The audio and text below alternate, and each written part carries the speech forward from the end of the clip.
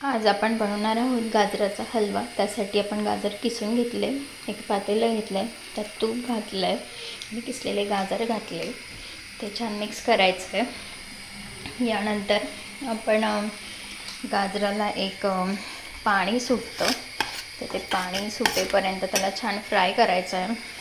त्यानंतर परत मी थोडंसं तूप घातलं आहे।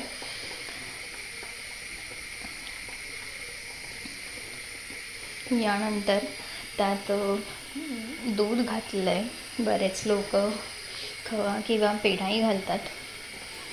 हे दूध यात आटवायचं आहे। यानंतर मी ड्रायफ्रूट्स घेतले, तेही घातले। यानंतर 2 वाट्या शुगर टाकली आहे। वेलदोड्याची पावडर करून घेतली आहे, ती पण मी टाकली आहे, त्याने स्वाद छान येतो। आणि जायफळ पण घेतलं आहे, ते पण मी ग्रेट करून घेतलं आहे। यानंतर आपला हलवा इज रेडी।